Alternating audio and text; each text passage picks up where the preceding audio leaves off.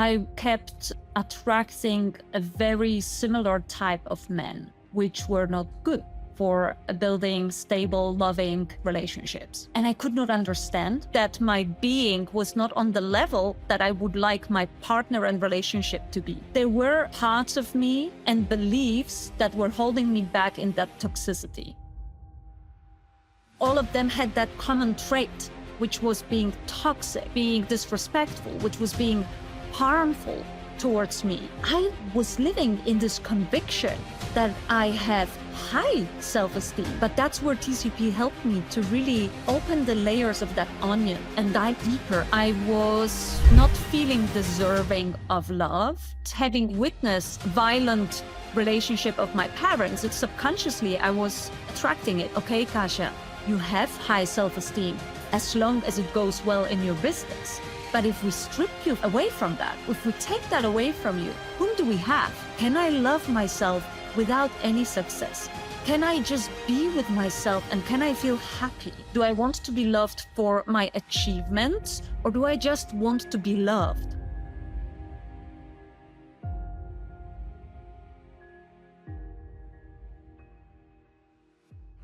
You're listening to the Transform Your Life from the Inside Out podcast. This is another interview with a former TCP student, a transformational coaching program student. We're going to be talking to Kasia about embodiment and finding the love of your life. So if you're wanting to strengthen the relationship you're in, or maybe you're looking for that special someone, keep listening. Kasia, thank you for being here today. I really, really appreciate it. I have not spoken to you and seen you in a while, and I appreciate you coming here to share your story with people listening. Thank you for your warm invitation, Jim. Thank you so much. And by the way, for people listening, you may know I live in Sedona. I'm sniffling a lot right now. I never had allergies until I moved here. So if I'm sniffling during our time together, I apologize. I definitely sound very nasally, and I apologize for that. But allergies here, I've got to do some self-hypnosis on myself because allergies here are something else. And what's interesting is they got worse and worse every year I've lived here. And this year, there were some times where I'm like, holy mackerel, now I know what people mean when they say they've got allergies because I never had them until I moved here.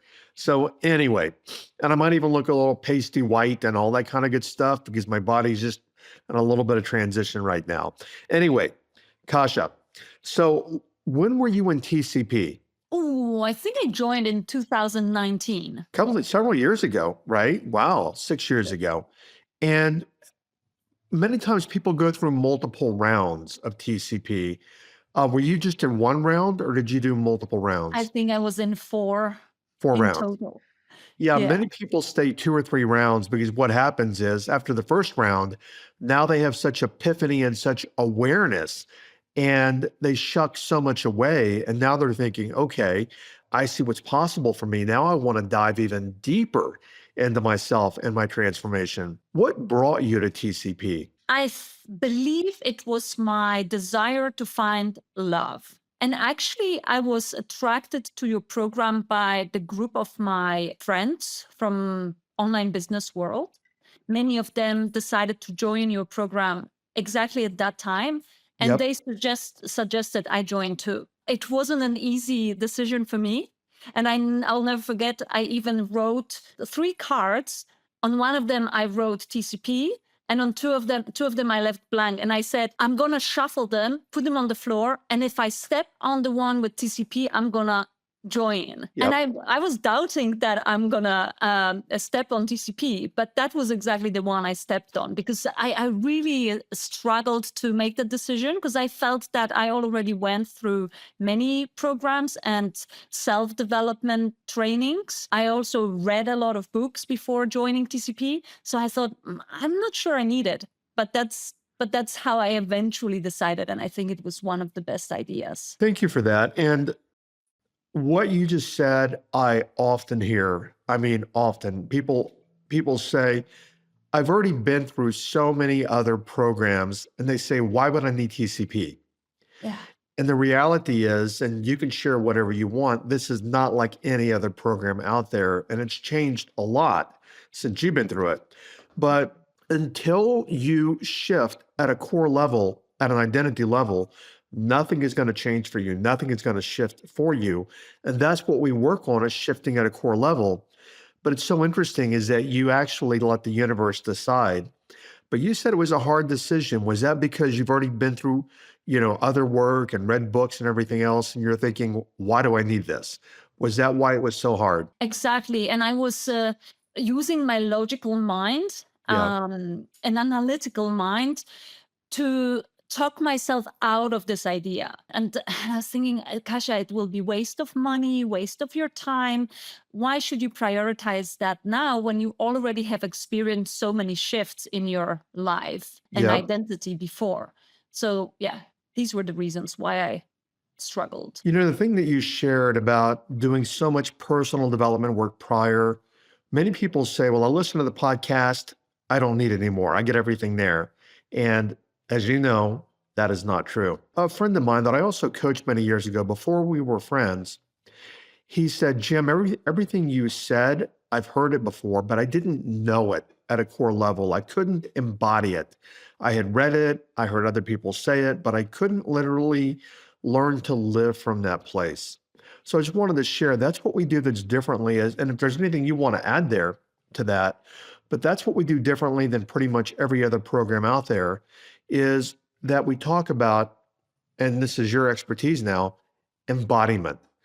What is embodiment? Embodiment is becoming that person you want to become. And that sounds to me like a code, or it sounded to me like a code when you were talking about be, do, have in that series, be, do, have. As I couldn't really grasp, what do you mean by saying you first have to be before you do, before you have? Right. So for me, as an analytical thinker, because I've spent most of my life educating myself and doing bachelor degrees, 2 master degrees, so I'm very analytical. I was getting really frustrated, not knowing what you mean. So I Yeah. understood the words and the concepts, but I really struggled with interpreting into my life. And it finally hit me. It took me some time when it hit me that becoming actually is connected with our values, with our choices, with our beliefs. And if that changes, then everything else changes. So embodiment for me is feeling that change within us, not only thinking that change. Yeah, that's a great way to put it. And I go even deeper these days in that we are human beings. And being human beings, most of us literally live our life as human doings. We think we've got to do everything, and we never look at how we're being. And that concept came to me many years ago when I heard it, and it really hit me pretty hard. But I take it even further back to, he's called America's business philosopher, Jim Rohn. He's no longer on the planet. And Jim said, if you motivate an idiot, you've got nothing more than a motivated idiot. And I thought about that, and I thought, well, that's a way of being. Because in his interpretation, if a person is an idiot, no matter what they do, they're still an idiot. They're still motivated. And I said, well, what is that way of being? How do we be? And you nailed it when you talk about being is the embodiment of your core values and your emotions. And when you be certain ways, you can be angry, you can be happy, you can be sad, you can be many different things. And we wonder why we're not getting the outcomes that we want. Now, back to you. What you wanted to talk about is embodiment and creating relationships. How were you being about love and relationships prior to enrolling in TCP?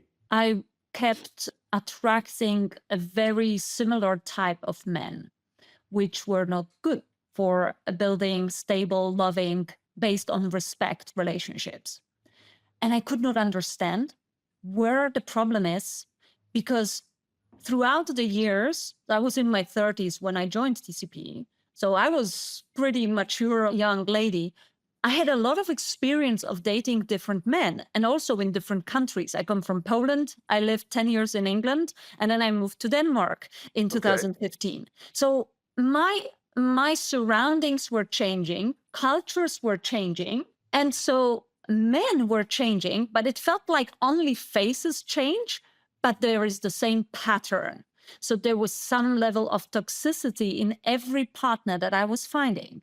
They were abusive, they were cheating, they were disrespectful. I felt really frustrated at some point because I felt like, how can it be?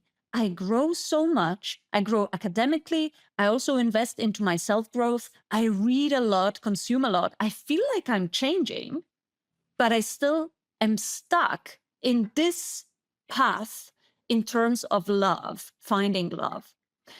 And I feel that TCP helped me finally to embody different qualities in me that helped me attract a loving partner 4 years ago. What was the big part of that change? Because I remember I was on one of your hot seats as well, and I will Yeah. never forget. I felt so vulnerable there, but also I felt like I don't know how to ask the right question.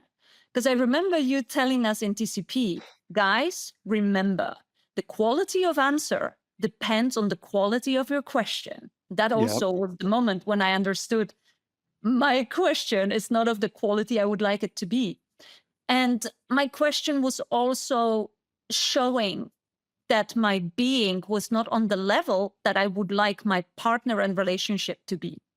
So I was evolving, I was growing, but somehow as a woman looking for love, there were parts of me and beliefs that were holding me back in that toxicity. I want to add something here between my sniffles is, we have people from all around the world in TCP, and we're probably 60% women, 70% women. And many people will say, I'm not satisfied with my relationship. And many times I will ask, what culture do you live in?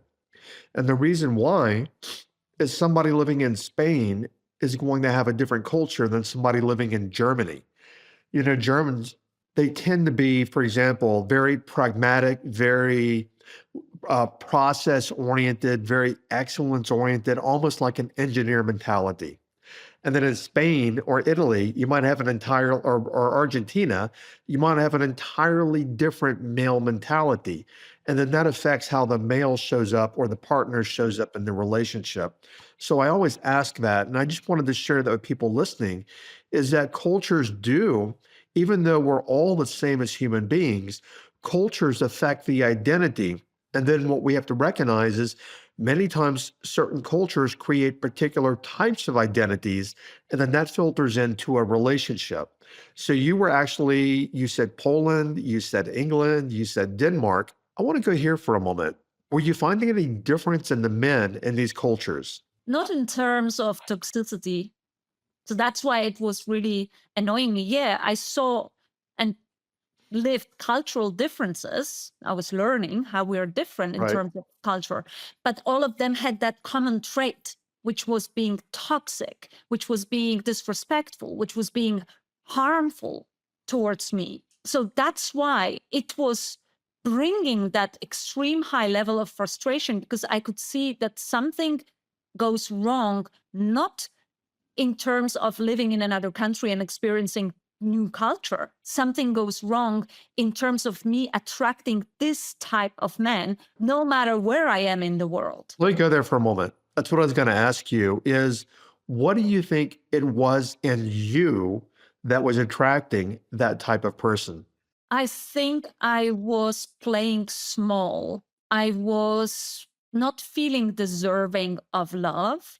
And coming from, okay, we are going back to childhood, but having witnessed violent relationship of my parents in terms of verbal violence, I think that was the pattern that I was used to, and subconsciously I was attracting it. I was allowing it. So if there were red flags at the beginning, they were not red for me. They were like yellow. They would Yeah. be red for someone who never experienced violence in the past. But for me, they were just like, oh, I can live with that. Let me So add something there. This is really important for people listening. And I mentioned it before, but they might hear it in a different context or different way now. Research has demonstrated that we gravitate towards complementary identities. And what that means is, let's take the traditional man and woman, male and female. And if a woman has really low self value, so low self worth, low self esteem, she'll attract a partner, but she won't attract a partner with high self esteem. What she will attract is a partner that will verify her identity. So let me break that down even further. If a woman believes she deserves to be abused, she will, through subconscious identity, attract a partner that will abuse her.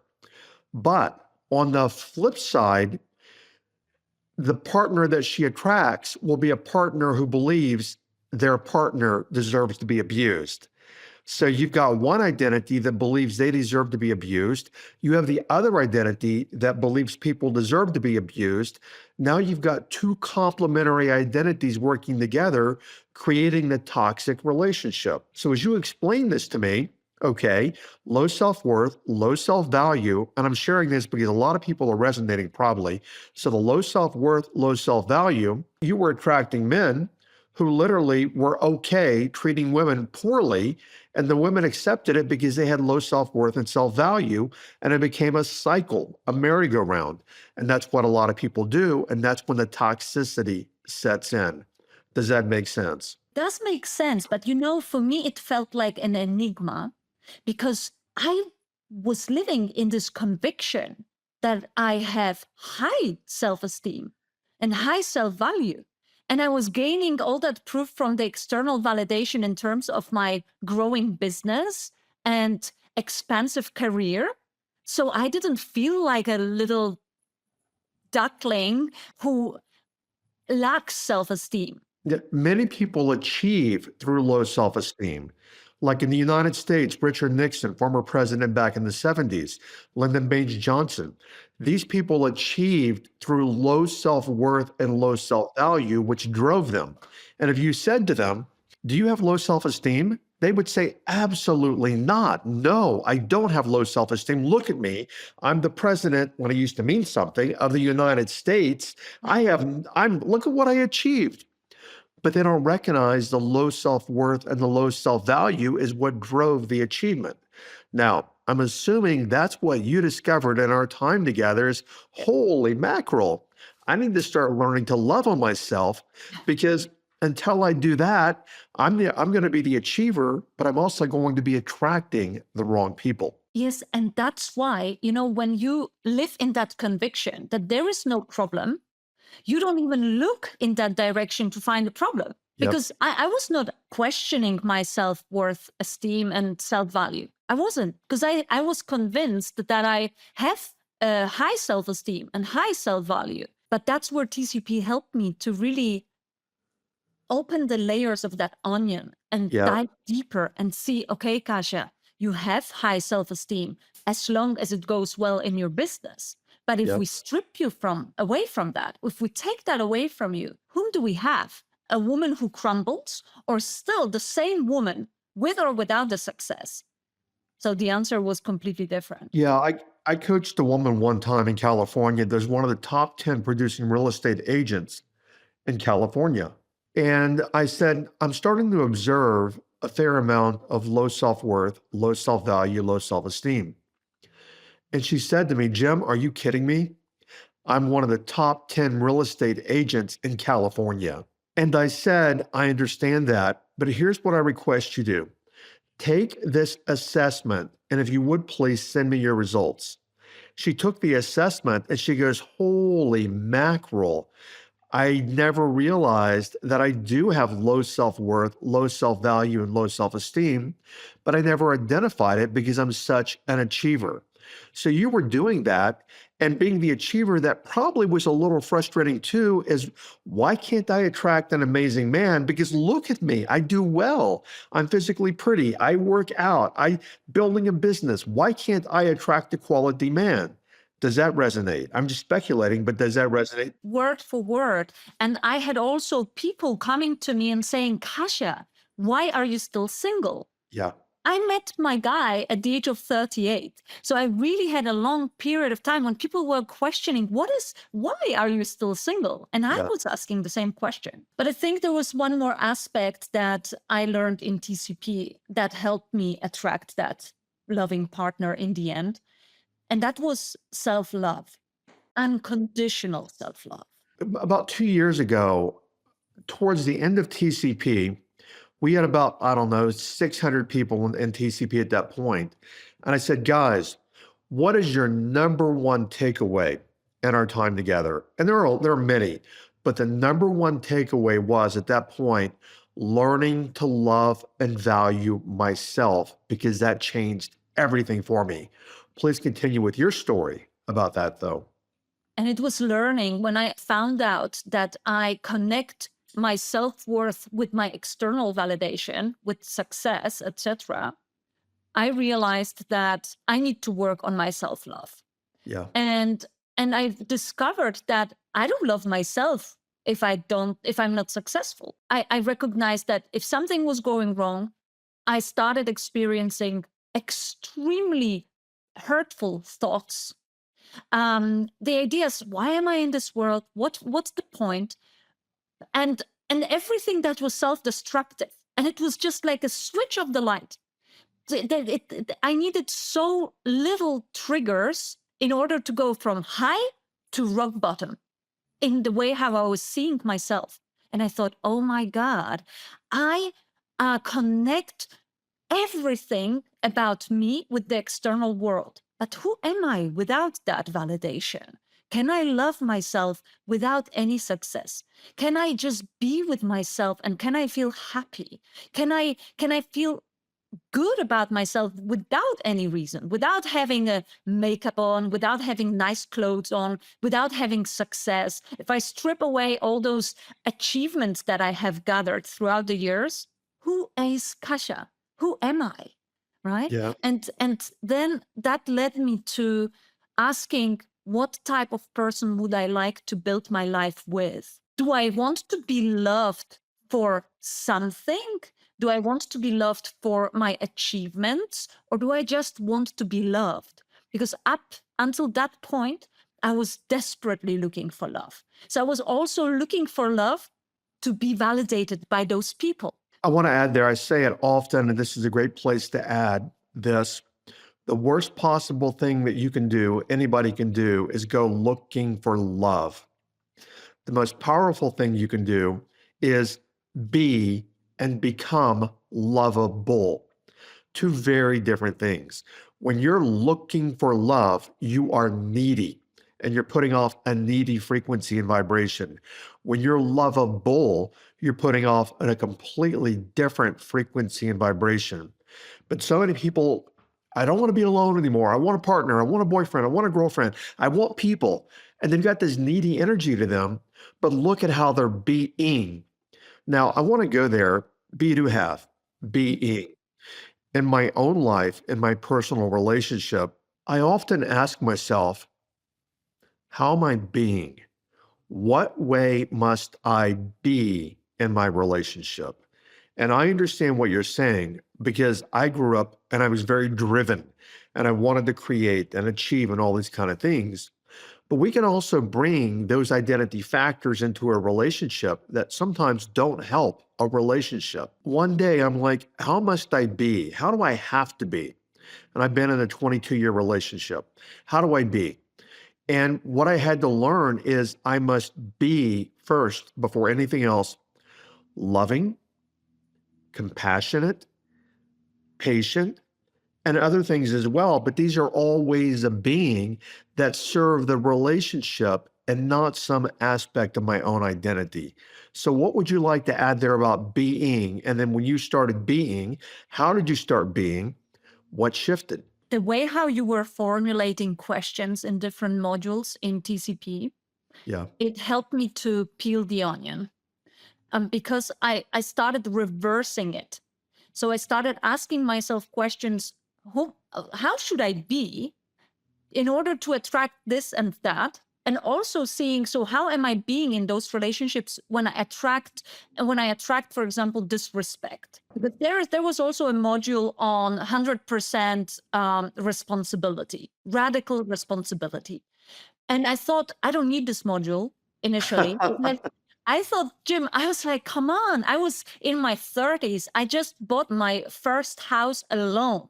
I thought, responsibility? I can teach you on responsibility. That was my attitude. But then I dived in. And it was such a beautiful moment because I recognized I don't take responsibility for the men I attract into my life. So if I attract disrespect, I had to ask myself a question: where in life do you show disrespect to yourself?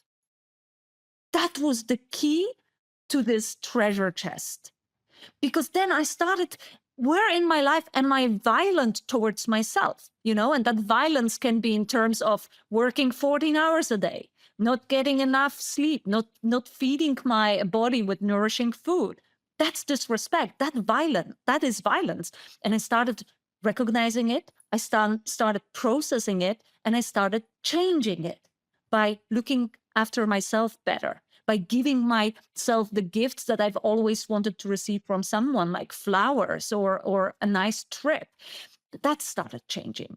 So there came the point when I thought, well, now I don't really need a man, because I started giving all of that to myself, including love and respect and kindness. And that's when the And man comes. this, Yeah, that's when you're not looking and you're like, you meet somebody and you're like, I don't really need to meet anybody, but oh my God, this person just showed up and wow, this is magic. There's yeah. no magic. You shifted on the inside. And when you shift on the inside, everything automatically shifts on the outside. When you talk about ways of being and self-talk, how did you talk to yourself prior to us working together? Like, what kind of things would you say to yourself? Your program has helped me, first of all, to become conscious of how I talk to myself. So before entering TCP, I was not asking myself that question ever. It was just, I thought, you have those thoughts and they become compulsive thoughts.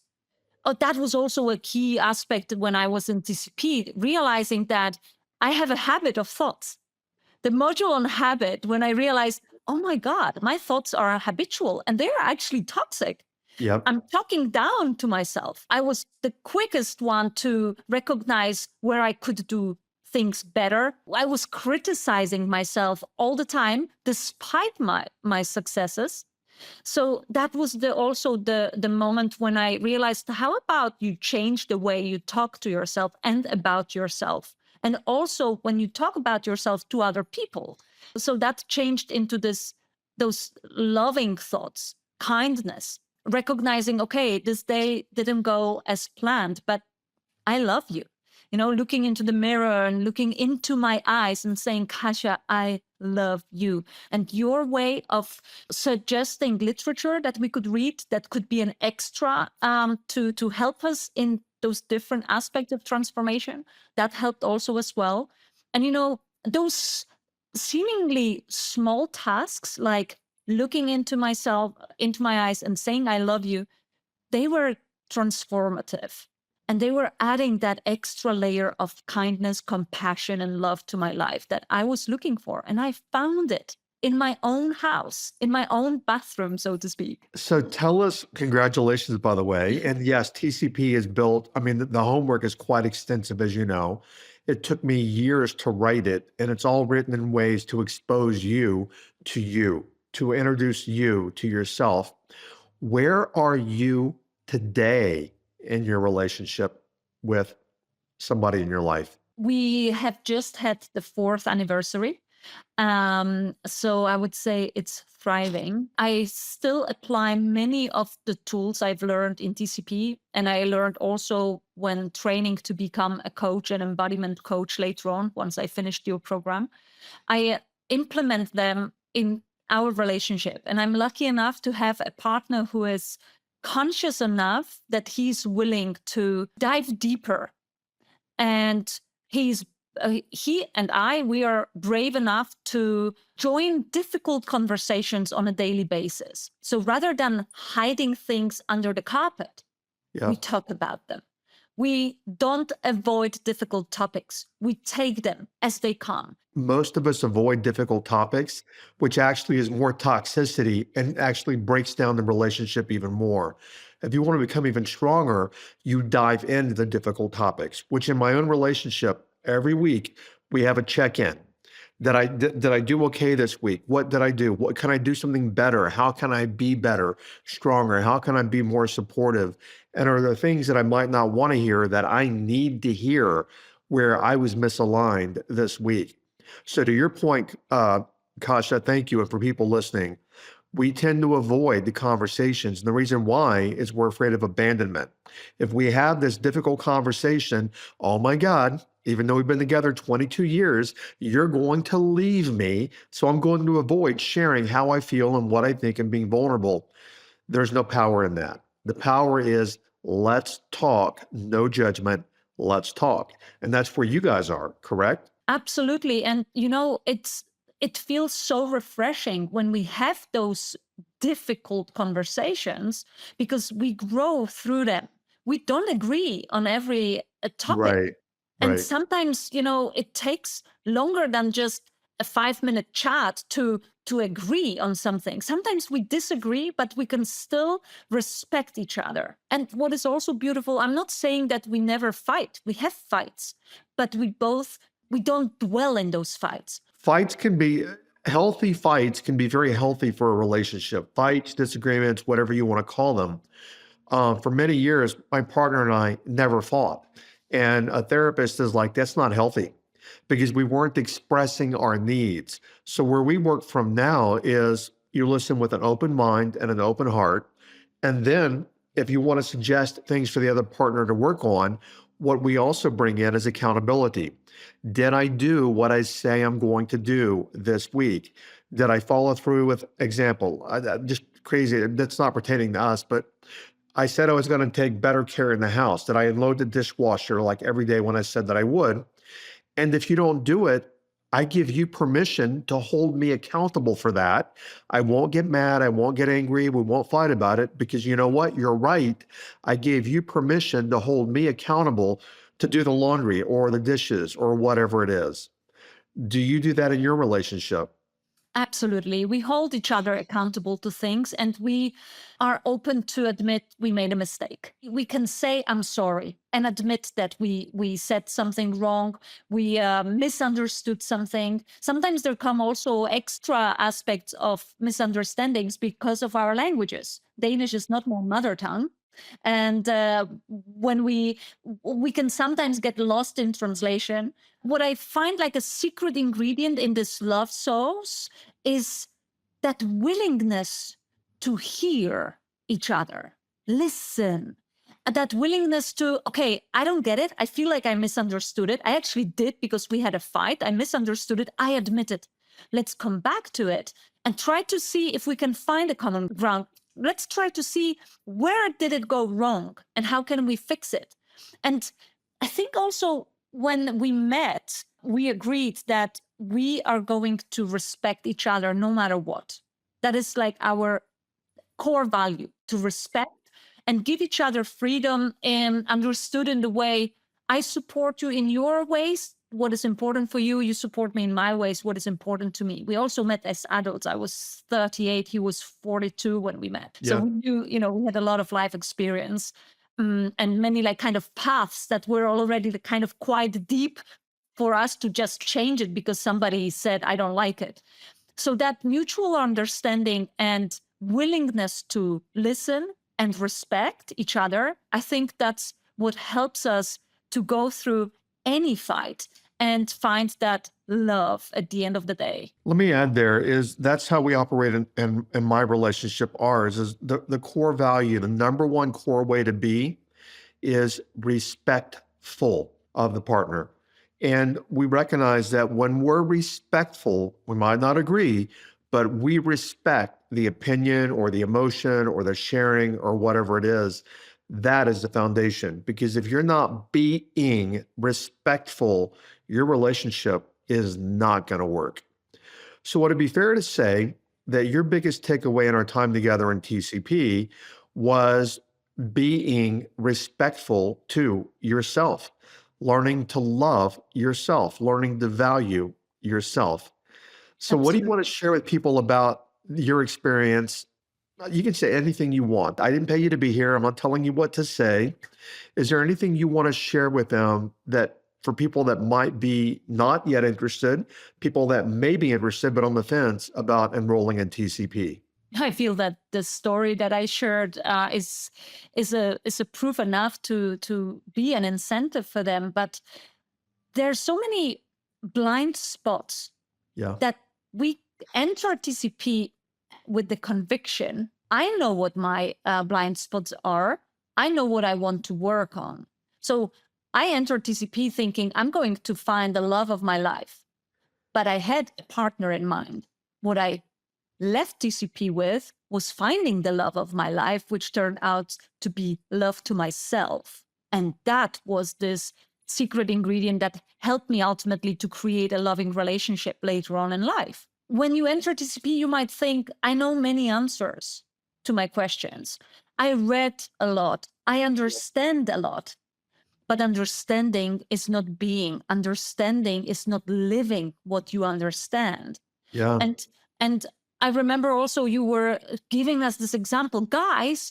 You have to know the difference between understanding and knowing, and that was annoying me, Jim, so much because with my analytical mind, again, I was like, what does he mean? What does this guy mean? Like I have a feeling I understand and I know, and then when I finally knew, I came with a metaphor that helped me connect the dots. So I would say I understand what being pregnant is. I understand that, but I Right. don't know it because I've never been pregnant, right? And Yep. that's the core difference. And the same is when we think, yeah, I understand that concept. I am that. Well, no, you might understand it, but as long as you don't know it, you're not gonna manifest situations, relationships, opportunities in your life. You might not manifest the life of your dreams as long as you understand but don't know. And I think that's what TCP also helps us with. Yeah. And what's interesting is understanding and knowing is so many people, when they enroll the first week, I say, forget everything you think you know, even if you think you understand every bit of it. And a lot of people are hard-headed. Don't tell me, I already know all this. And that's why I do a lot of what we call zigzagging. When you zig, I zag. And when I zag, you zig. And I do it to keep throwing people off, to get them to let go of their illusion that they understand things. Kasia, thank you for being here. Where can they find more about you? You can find me, for example, on the website transformwithkasia.com. And for your Spell your list, last name. So, spell Kasia, Kasia, right? yes, Transform, is it the whole word with? And we'll drop it in the show notes. Transform with with Kasia.com, yes, correct? that's correct. And I have also a little gift for your listeners, a 10-minute meditation to change the level of your vibration. So if you want to vibrate on a higher frequency, that will be a beautiful tool for you to use. How do they get that? We can include it into Show the show notes? notes. Yeah. Perfect. I will tell the team, we'll put in the show notes. Kasia, thank you for being here today. What a beautiful story. For all of you guys listening, my lighting is off today. I look pasty white. I'm nasally today, but you know what? I'm being committed. I showed up. So I appreciate you guys listening. And in my opinion, this is a really good conversation because what we talked about resonates with a lot of people. Thank you again, Kasia. Thank you. Thank you, Thank Jim. you.